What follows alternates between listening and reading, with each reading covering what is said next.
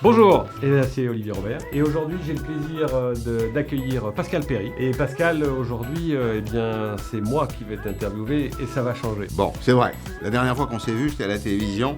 Le concept est tourné autour du Made in France. Et le Made in France, en fait, en soi, c'est une caractéristique, c'est formidable. Pendant tout le mois de décembre, sur LCI, nous avons défendu l'idée qu'il fallait soutenir le commerce et l'artisanat. Derrière cette idée simple, il y avait aussi celle qu'il faut soutenir ceux qui travaillent en France, ceux qui produisent en France. C'est peut-être la raison pour laquelle j'ai pas honte de le dire d'ailleurs. Je porte des costumes qui sont fabriqués à Limoges, ce sont des costumes Belleville. J'ai même des lunettes qui sont des lunettes Nathalie Blanc dans les montures, pas les verts. Quoique les verts, c'est Essilor quand même. Champion français de la vision. Les montures, elles ont été fabriquées dans le Jura. Je ne vais pas vous parler de mes chaussures, mais mes chaussures, elles viennent aussi du Limousin. Je suis extrêmement fier aujourd'hui que nous ayons en France des producteurs français qui répondent à cette demande simple des consommateurs, simplement bien s'habiller.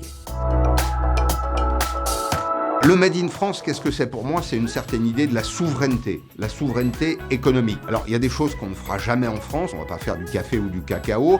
En revanche, on a une avance technologique ou un savoir-faire historique. L'avance technologique, c'est par exemple la voiture de demain. Le savoir-faire historique, c'est par exemple dans le domaine de la mode, dans le domaine de la maroquinerie, dans le domaine de la sellerie. Et là, nous avons un vrai savoir-faire qu'il faut protéger. C'est des produits qui donnent un revenu suffisant aux producteurs et qui sont vendus à un prix acceptable par le consommateur. D'abord, pour le producteur, quand vous achetez en France, j'ai envie de dire que vous votez avec votre carte bancaire. Vous achetez des produits qui mobilisent la force de travail des Français, le savoir-faire. Ça permet de payer des cotisations sociales, c'est la sécurité sociale, c'est l'assurance retraite, c'est le modèle social dans lequel on aime vivre finalement en France. Vous payez des impôts, alors ça tombe dans les caisses de l'État. Moi personnellement, j'aime mieux quand mes impôts tombent dans les caisses françaises que dans les caisses chinoises, allemandes, ou même si j'ai grand respect pour les Chinois et les Allemands. Tout ça doit être fait, et c'est presque le cas dans tous les secteurs, à un prix qui est acceptable par le consommateur. Oui, Coluche avait raison, les produits français sont parfois les plus chers, mais si Coluche était là, on regrette qu'il soit absent, je lui dirais, moi j'ai pas les moyens d'acheter bon marché. Je répéterai ce que me disait ma grand-mère. J'ai pas les moyens d'acheter bon marché parce que quand j'achète trop bon marché, je sais que j'achète de mauvaise qualité. Je suis obligé de les renouveler et en fait, il y a ce que les économistes appellent un double coût. Il y a le coût direct. En fait, je m'aperçois à la fin de l'année que j'ai acheté plus cher des produits bon marché, enfin que j'en ai acheté pour plus cher dans mon budget. Et quand on fait le coût global, parce que c'est ça au fond qu'il faut faire, c'est ce que ça me coûte à moi, ce que ça coûte aux autres, ce que ça coûte à la société. Quand on fait le coût global, un produit de mauvaise qualité qu'on n'a acheté pas cher coûte en réalité beaucoup plus cher.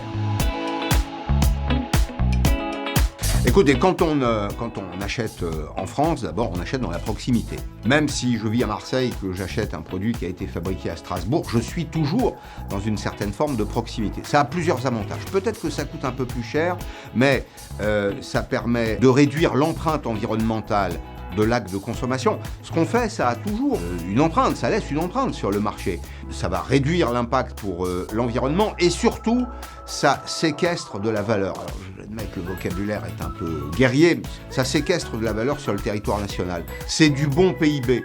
Si vous voulez, il y a deux PIB. Il y a le PIB qu'on fait que quand on achète une paire de baskets qui est arrivée au port de Marseille à 5 € et qu'on achète 150 €, d'ailleurs au passage c'est un scandale, ça c'est un mauvais PIB. C'est un mauvais PIB parce que ça ne laisse aucune empreinte durable dans l'économie française. En revanche, vous avez acheté un truc qui est fabriqué à Limoges, qui permet de payer des employés, qui achètent une maison, qui payent leurs dépenses courantes, qui payent des impôts, des cotisations sociales. Vous avez maintenu un savoir-faire. Ça, c'est du bon PIB. Ça laisse une empreinte qui est très positive. Le prix s'oublie, la qualité reste. Les tontons flingueurs.